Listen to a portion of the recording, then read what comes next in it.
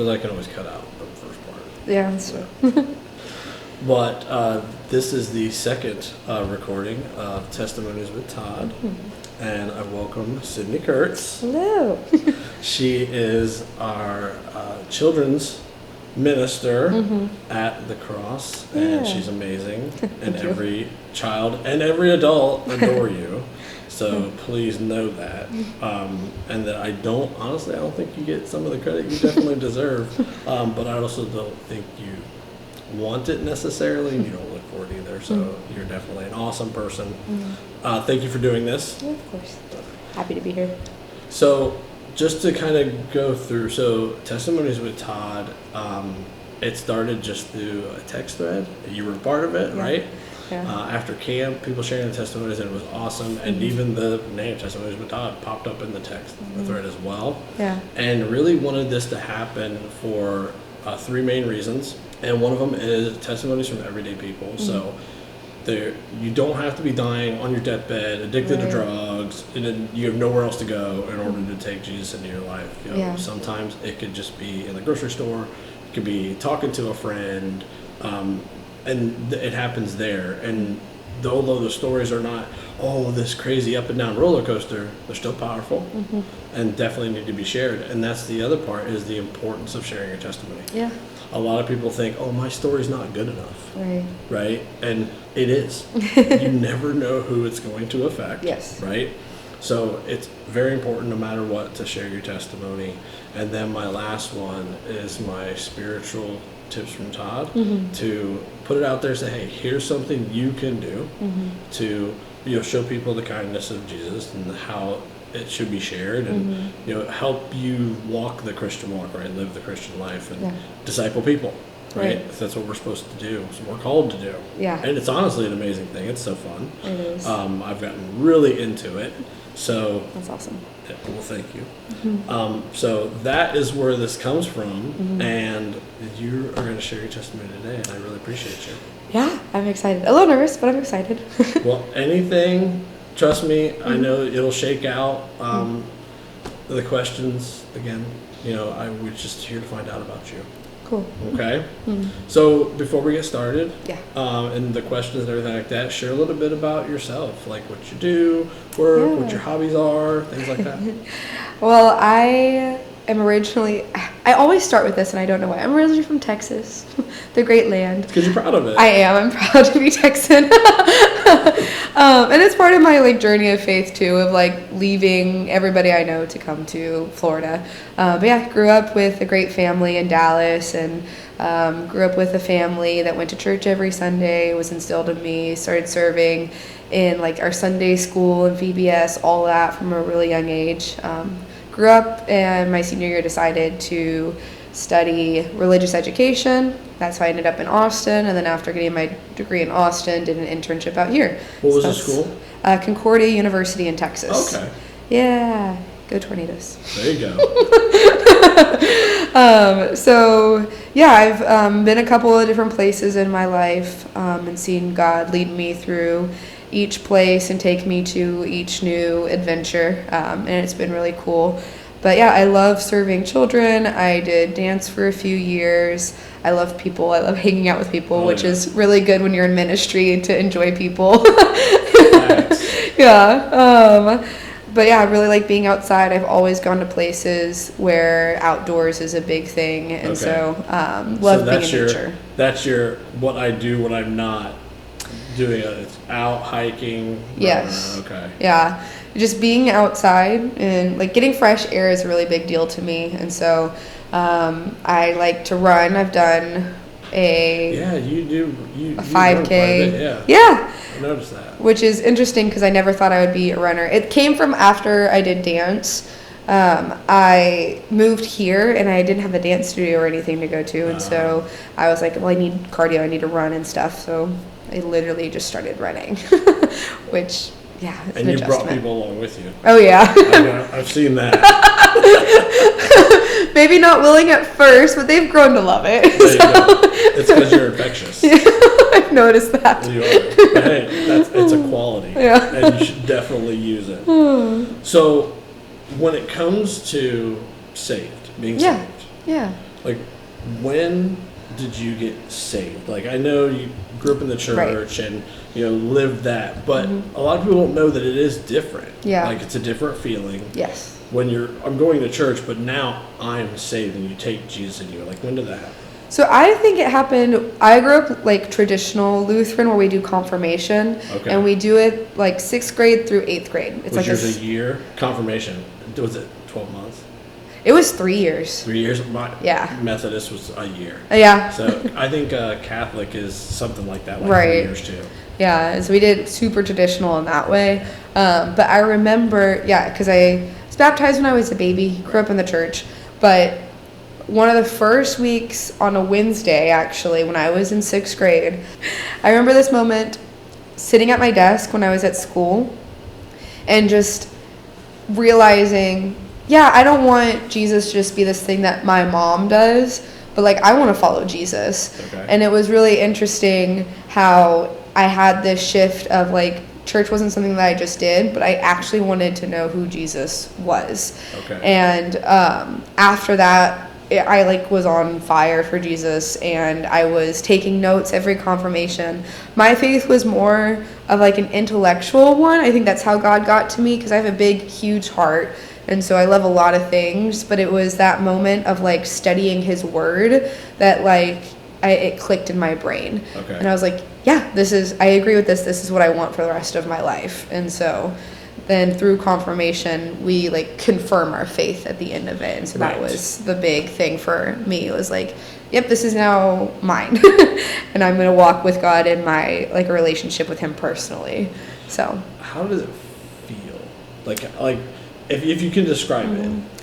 It was almost like my perspective changed. Like my eyes were opened. Like obviously I could see, but in that sense of everything almost looked different. I didn't see things as just, I'm just a student at school, or these aren't just my classmates, or church isn't just something that I do on a Sunday. Everything, there was a deeper understanding, like a veil had been lifted. Like I had insight into things that I had never thought of before. And just a lightness that came with that. And so lightness in like feeling more free. Okay. Yeah. Like I didn't worry as much about things anymore, and I wasn't feeling burdened about so spiritual, like lighter. Yes. Okay. Lighter and a new perspective on life is what I did not understand it at that moment too. It's kind of interesting how I understand that moment better further in my walk, looking back of like, oh wow, God was doing a lot that I didn't even really understand. Okay. But and there was an immediate switch, and just my life I'm gonna focus on something else now. My life has a different priority. But over the years is when you could actually see my life changing, the way that I treated my friends, the way that I acted, the way that I talked, what I wanted to do with my life. It took a few years before that all. So when you say the way I acted, the way I treated my friends, like give me some examples. I remember I've always been someone that really liked people. That's just, I think that's an inherent you have trait. a God heart. You yes. definitely do. Yeah. But it was interesting. I had like a more sacrificial friendship. Okay. Because I think leading up to that point, especially when you're a girl, the way that girls kind of like make friends and treat each other can get kind of rough around middle school, honestly. Can we use it catty? Yes. It does. Yeah, unfortunately. And I remember it was around that time, even some of my friends that I had since preschool, because I went to the same school from preschool through 8th grade. Oh, wow. Yeah. It was a tight-knit community. Yeah, absolutely. Yeah. So it was interesting because some of my friends, like, new people would come in and be like, I'm not going to be your friend anymore. I'm going to go be their friend. And so I started wrestling with like that. The new shiny toy. Yes. I want that. Yeah. Okay. And at that age, like, it's hard not to take that stuff personally. And it's actually such a huge blessing that, like, God moved in my life at that point, because I don't ever remember being super bitter or feeling vindictive or like, oh, well, because I see that now with the youth that, like, I'm with, like, speaking into their lives. Yes. And I think back and I'm like, well, thank God that God changed my perspective, and I didn't feel like I needed to make people be my friends. Yeah. I remember immediately being like, well, if they don't want to be my friend, I'm okay with that. I just want to keep people around me that want to be around me. And I'm going to love people regardless of how they I actually feel like I was better at that in middle school than sometimes I am now, which is funny. I mean, I can understand. Yeah. Especially if it was brand new at the time. Yes. You know what I mean? Like, you're feeling those feelings right now. Yes. And then later on in life, it's like, I felt these feelings, like, but I really want to be that person's friend. Yeah. They're hanging out with that person. It is. It's a bit more of a struggle. Yeah. You know? But that was the biggest thing I noticed was that, I was more concerned about loving people like Jesus had loved me. And I think that was my immediate response to what God had done in my life was like, okay, I realize how much God loves me, so I'm going to love others. And that's amazing. And that took me 40 years to learn. You know, to love others more than I love myself. Yeah. Because you get, and when you do it, a lot of times you get stomped on. Yeah. I mean, it's just kind of the way it works. Right. But when you have that lightness, Yeah. you know, that spiritual gift to say, you know what, it's okay, do your thing. I still have God. Yeah. We're going this way. Yeah. It's not a problem. And we've heard even some of the youth have started to use the term prune the branches. Yes. A lot more, right? Yeah. And they're doing it. Yeah. Because they realize they're just not good for me. Right. You know? Right. Because you got to be selfish sometimes. Yeah. You know? Which is, huge for them to be able to do. Yeah, and it's hard. Yeah. As a person of faith, it's hard to be selfish. Yeah. But right. we know we got to do it, right? Yes. So it does stink sometimes. Yeah. What do you think is something that you learned after you were saved? Now, I know you said the lightness and the kindness, but you talked about the intellectual part. Oh, yeah. And I've noticed, like, even when we were doing the sunrise, Yeah. you're a note taker. Yeah. Like, you look something, you're writing, and then you switch, and, like, you have this system. Yeah. And I noticed it, like, as I'm reading, I'm looking out the corner of my eye going, oh, this is a routine. Yeah. Like, it's a thing. Yeah. So what is something that you learned that sticks out in your head intellectually after you're saved? So it's crazy to think about now, but I don't think I realized when you grow up in Sunday school and you hear the stories of Jesus and the stories in the Bible, they kind of blur together and seem like storybooks, you know, like fairy tales. You think Snow White is the equivalent of Noah's Ark. Okay. And it was really interesting when I was in confirmation, because one thing that I did like about my Lutheran upbringing is they're very big on studying and the intellectual side of God. And so they would literally talk about history at the same time as the things mentioned in the Bible. And they presented the Bible in a way of like, this is not just a storybook, like this is history of our God and what he's done with people. And that like blew my mind of like, oh, Jesus was like a real person on earth. Like when I'm studying about the Roman history in my history class at school, that was the same time as Jesus was walking on earth. And so that whole aspect of things of like, my God is a real God, and the things that he's done are documented outside of what I'm reading. Like, it's real. And so that stuck out to me a lot, and it made me really excited to be like, well, I want to know more about that. You make a great point, because a lot of kids, and we've had this happen in youth, they think, oh, well, Jesus, it was the world. No, it was literally like this spot in the world over in Europe, in the Middle East, and that's where it all happened. Yeah. It wasn't in Asia or in the North America. Like, it was literally that one spot that everything took place. Right. So to your point, in Rome, in Greece, over here where the Native Americans were running around. Yeah. It was happening in that spot. So I think kids do think these are fairy tales or stories. Right. Not to realize, this stuff really happened. Yeah. So it is definitely an eye-opener when they realize, oh wait, when they were walking, they didn't walk like from coast to coast. No, they walked from town to town. Like, you were to walk to Orlando, that was their walk. Yeah. So I mean, I think I just learned something right there. So thank you for that. Didn't even think about that. Yeah. What's something you thought would happen after you were saved that didn't?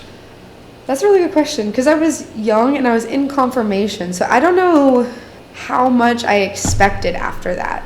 I really feel like at that point, I mean, I think everybody kind of thinks that, oh, I'm going to have peace all the time. I'm going to be happy all the time. And honestly, through middle school and high school, I felt really strong in my faith. Okay. Because I went to a small church. Like, my church was probably around like 100 people. Yeah. Like, super tight-knit community. And so I think I got to express my faith a lot. So you kind of grew up in a bubble. Yes, yeah. Okay. And grew up where not a lot of terrible things happened to me, which is a huge blessing. But I genuinely don't think it was until college that my faith was really tested and grew. And I'm very grateful for now, because now I realize it's in those testing trials that on the other side of it is a close relationship with God. But I definitely thought my senior year of high school, when I was getting ready to go into college, I had no idea what was getting ready to happen in college. Well, in comparison to where you were, yeah. I mean, you're going out, literally out into the world. It's not one of those like, hey, you're going from this to this. Like, you're going from the bubble. Right. To the wide open spaces. Yes, because I had grown up with the same kind of people. So middle school, I had the same group of friends. Right. So becoming saved, they still knew me. It wasn't like a drastic, like I had to drop all of my friends. Right. And then I went to high school, and it was very academically focused. Yeah. So it's not, a big blessing also is there wasn't a whole lot of drama. It was just like, we're all here to turn in our assignments to get good grades, and we want to make it to a good college. So there wasn't a whole lot that had to test my faith in that. Yeah. And then my senior year, I had like 3 different colleges I could have gone to, and I chose to go to the one where my degree would be in religion and not like business or medicine or psychology. Like, all my peers, a lot of them went to like Ivy League schools, and I was like, no, I'm going to go to this little Christian school in Austin, and I'm going to study to follow Jesus.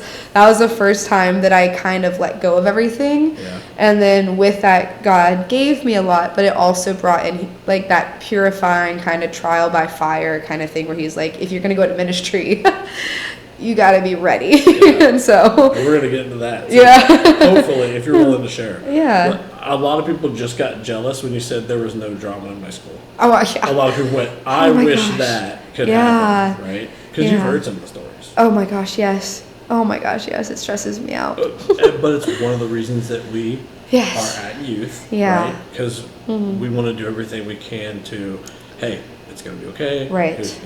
Curve that from them, straying from the path. Right. We have such good kids. Yeah, I love them so much. I do too. They're amazing. They're amazing. Yeah. So, talk about some of the challenges, some of the times that tested your faith. Yeah. And if you never had a doubt ever, kudos to you. Amen to that, right? Yeah. But if there was a time when you're like, why are you doing this to me? Like, if you've had those times, share if you're willing. I have had some very intense times. I've had those a couple of times. Okay. And again, looking back, it was all in preparation for God getting me to where I am now. Okay. It's interesting because in college, when I was studying ministry and I was studying, that's when I took like an Old Testament class, a New Testament class. I do actively remember having genuine doubts of like, is God real? Is God not real? It actually wasn't until my life got really hard and I had to go through the trial. It was after that I was like, I have no doubts anymore. So it's probably within the last 5 years I've gotten to that point. What was the trial? I went through a lot of really difficult relationship situations in college. Okay. And ones that hurt me really badly. And there were situations where it was definitely my fault. I put myself in a situation where I shouldn't have been. And then there was honestly some situations where I was just really hurt. And in those moments, 100%, like I took it out on God, because I think the hard part of when you go through a trial and you're a Christian, I know that every time I've gone through it, my thought is, God, I know you're in control, so I know you could have stopped this. Yeah. I think when you're not a Christian, it's kind of like, some people are more tempted to be like, okay, this is God trying to get my attention. Okay. And God uses it to turn them to him. And then when you're a Christian, and like I was in college and I was like, God, I'm literally giving my life to you. I'm going to do ministry. I'm going to spend my entire life teaching other people about you. And then you let this happen to me. Yeah. And so the human reaction, the human feeling is to get mad at him. And I did. And it was a really weird feeling, because like it feels weird to be mad at the God of the universe that you know loves you, Right. but allowed you to get hurt. And that's hard to work through. But But it was awesome because he heard me. And in those moments, there were moments when I was in my closet, like on the floor crying, and I was like, God, this stinks. But the huge blessing, I will say this, the huge blessing was I never felt alone. I knew he could hear me, and I was very mad, and I was very upset. But I never felt like he was gone. Or at least I was blessed enough to be able to still feel his presence. There you go. When I was going through that. Yeah. Because I think... Which is important. Yeah. I needed to feel that he could hear my anger. And he took it. And he was like... And he was never in the wrong because he's God. But he still held on to me and could handle all my emotions. And so I walked through that. But yeah, just some really messy relationship stuff. And some really big pain. And it was hard because there's some things that I didn't feel like I could open up and talk to people about. I think that was what was really hard. Well, as a lady, it is hard. I mean, even with guys, it still can be. But I have a perspective, and I could be wrong. It's just me that it is hard because how many people are going to doubt you? Or think that you're saying it just to say it. So you're like, does anybody really care? Yeah. Is it just me? Right. And it's very hard to share those things. Well, number one, thank you for sharing that. And number two, don't ever blame yourself. I mean, putting yourself in those situations, there was still someone that did it. You definitely were the victim of the situation because if that other person didn't make that decision, you wouldn't have been in that situation. Right. So you trusted somebody. Yeah. Yeah. Realized they weren't trustworthy. Yes. But again, that's not your fault. Oh, thank you, Todd. That's not your fault. Some people out there just ain't good people. Right. And we don't always know that. Right. And I think the big lesson that I got out of that was I was trusting a lot of other people, a lot of guys before I trusted God. And he walked me through it. I think he needed to show me that I could trust him even through the worst situations. Yeah. And it feels so weird to say, but I'm almost like I'm grateful for that moment too because of what it did to my heart. Yeah. Oh my gosh. Without my sins, I'm nothing. Yeah. Right? I mean, it's true. Right. His strength came through when I was at my weakest, and oh my gosh, I love him so much deeper now because of that trial. Yeah. And honestly, it's been beautiful because I'm really bad about sharing about myself and what I'm going through. And that's kind of one of those things that you need to share, that you need to open up through. And that was almost like him, like breaking through the ice and be like, you got to talk to people about what's going on. And so that situation put me in a place where I had to open up and talk to people. And it brought me the blessing of community because I'm really good at listening to others. I'm not really good at talking to people. So facts, because you will listen to anybody. Yeah. And you go, oh, yeah, because you're genuinely listening and you're responding to what the person is saying. Yeah. I'm kind of the same because I'll listen to anybody. Yeah. But I'm definitely gonna tell people what's going on. Yeah. Cole's great at listening. He got to listen to me the other day. Yeah. But it's just that some people don't realize the non-response when someone's telling you something is just as important or more important than you responding. Yeah. And don't always need advice. Right. Don't always need a direction or way to go. Sometimes just listen and say, man, that sucks. Yeah. You know? Yeah. And sometimes that's what we need. Right. In that moment, that that human moment. And you're very good at that.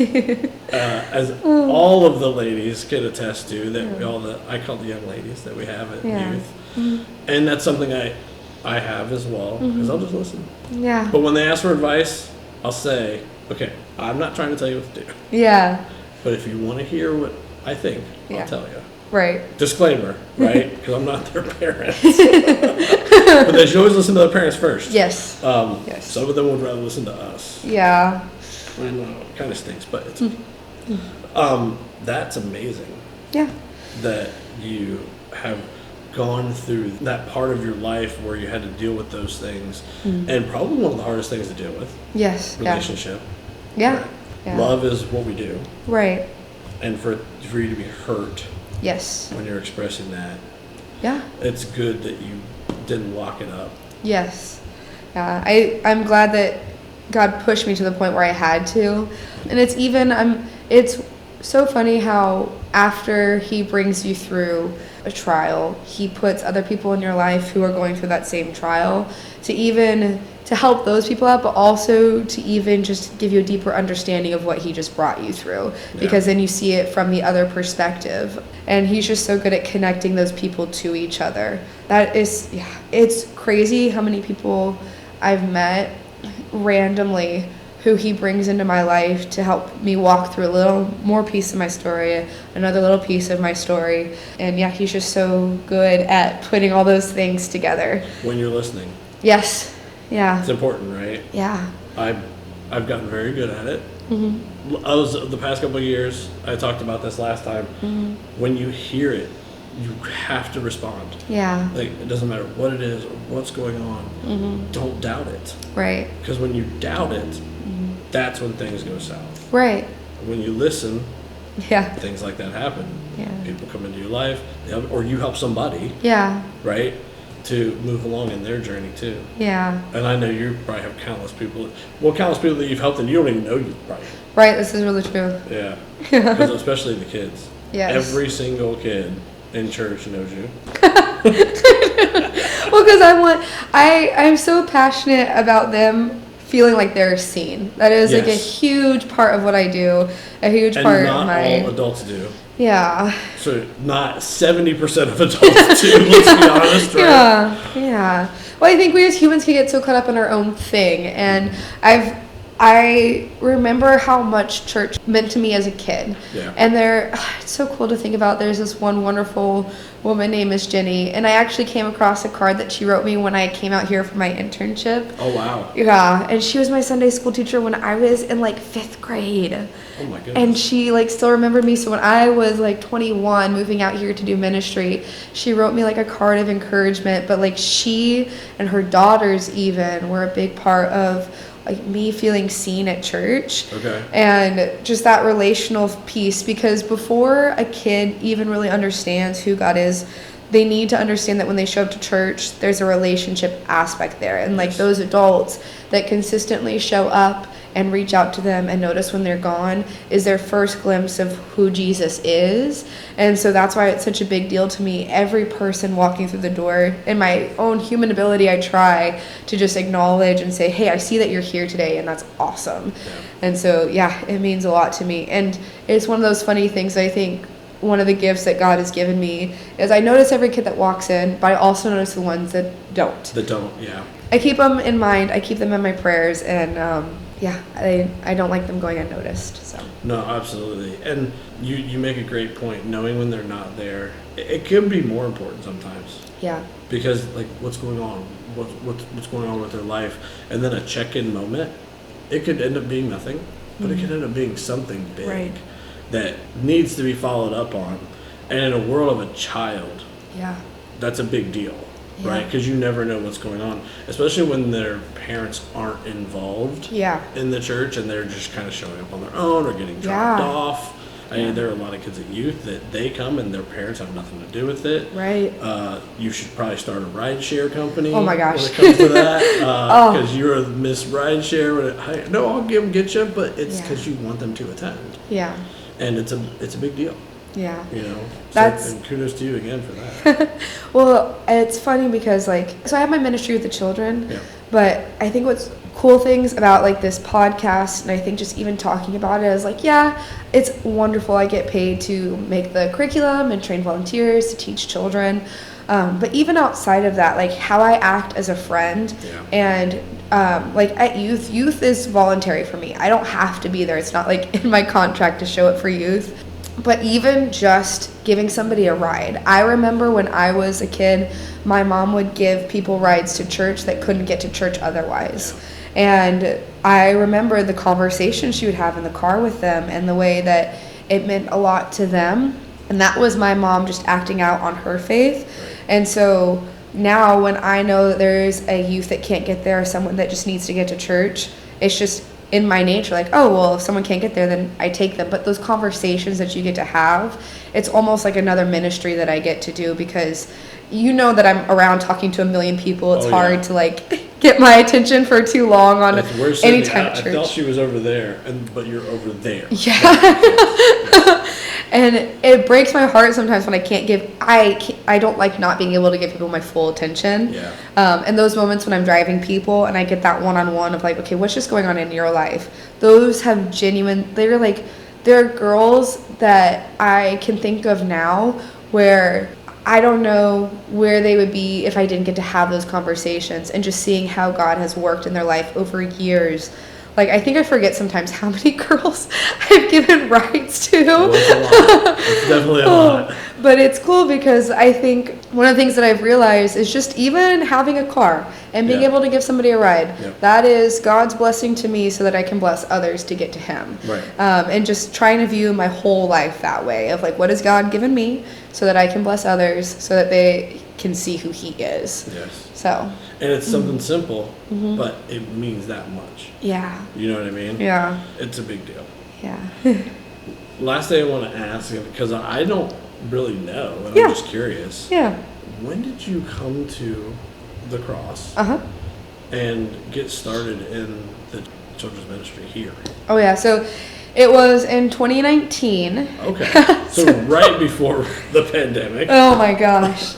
Yeah, I don't know what ministry is supposed to look like as a children's minister. I'm sure it looks different for everybody, but yeah, I moved out here. I interviewed with actually Zach and Pastor Jacob right before I graduated college. Okay. Came out here to do an internship in June of 2019 is when I started. And we left the corner space where our church used to be a month later. Yeah. And then we were in Apopka for a month. And then we became portable at Mount Dora High School in August of that year. And then that following March in 2020, the pandemic hit and we didn't have church in person. Period, yeah. Yeah. And so I went from being trained on this is how you do children's ministry in a building with volunteers to here's church portable, here's a pandemic where like your building is closed, you physically can't meet in person. What are you going to do? And then building literally the ministry all over again when we moved into a new space. But it's cool that God brought me in because He grew me as the ministry grew. I think if I had been handed a completely developed, been established for 20 plus years ministry, I would have had way different challenges because I was 21. Yeah. Like, I thought I knew stuff when I was 21. And now I'm here 27 and I realize that I still don't know a lot. And I knew even less then. But still writing your own curriculum. Oh, yeah. Did your own VBS. Yeah. It wasn't, and I didn't realize that like all the churches do the same VBS that are in our area. I didn't realize that until I'm like, wait, you're sharing props, and how is that possible? Yeah. But to write your own independent. Yeah. Right? Yeah. Big deal. Yeah. So know that. I notice you as a person of faith because, again, your heart is bigger than probably 3 people put together. And how you walk the Christian walk, how you live the Christian life. Yeah. Like, you are that epitome of the servant lifestyle to a fault sometimes. Yes. Because you gotta have some time for yourself, right? Boundaries are important. Boundaries are important. There you go. Good job. Boundaries are important. But you show people. Yeah. This is what can happen. This is what you can do. Yeah. Even when you go through the trials you've gone through. Yeah. And maybe in my eyes, that experience you went through with those trials and relationships is to help out all of these young ladies that go through the same thing. Yeah. And think that there's like nothing, oh, this has happened to me and now I can't do this. Right. Or I can't do that, or whatever their doubt may be. Yeah. You're that shining example of no. Mm-hmm. This is what can happen. Right. And you can still move forward. Yeah. So things happen for a reason. Yes. Right? Yes. We don't know what that reason is all the time, but we find out. Yeah. We find out. And I think the important part is remembering who's in charge when those things happen. Even. Yeah, trusting. I almost think of it like when you're a little kid and you might not know why you have to get up early in the morning to go on a road trip and go somewhere, but you know that your parents love you and they care for you, and so you get in and you go. And so it's the same way with God of like, and I try to be more adamant about that now as I continue to grow my faith of like, God, I don't know why you're doing this, but I know that you are good and I know that you've always had good plans for me, so I'm going to trust you. And he does that time and time again. And so, yeah. And you say the word grow your faith. Yeah. Because it's never over. No. It's always growing. Yeah. Right? Yeah. And we're always learning. Yeah. I take my piece of intellectual learning because when I saw that, I'm like, I should probably take more notes. So, because you take a lot of notes. I do. And Carrie, like through all of service, I'm like, okay, I'm going to just watch because I don't do that. So, Yeah. first, thank you. Of course. For doing this. I really appreciate it so much. My spiritual tips from Todd. So last time we talked about just saying hello to people that you normally wouldn't say hello to, right? And that's what I talked about because you never know what reaction you're going to get. And some people might go, oh, that was cool. They said hello to me. Yeah. This one takes it a step further. So ask someone how they're doing. Like that's what I want to put out in the world. Ask someone how they're doing. But ask someone how they're doing when you can tell they're not doing so great. Yeah. And then be prepared to listen. Yeah. Right? Yeah. Don't give advice. Don't give any contribution to that conversation. Listen and have empathy. Yeah. That's really good. Yeah. Show them what a God heart is, what God kindness is. I'm just going to listen to you. Yeah. And I'm going to, man, that sucks. Yeah. And I'm give you a shoulder Right. if you need it. Yeah. So showing people this is what the Christian life looks like. So for those out there, Christians that say, hey, how else can I show people? This is your next assignment. Yeah, I think it's good. Sounds good? Yeah, get us connected. It's important. There you go. Unity. Yeah. Because our church, we're moving in a big way. Yeah. Oh my gosh, it scares me sometimes. I'm ready for it. Yeah. I'll be the spokesperson. Yeah. I'm sure Chris would be right there with me. Right. Let's go. Yes. Well, Mark definitely would. He'll lead the charge. Yeah. He does it well. Well, I don't think that you get the credit you deserve.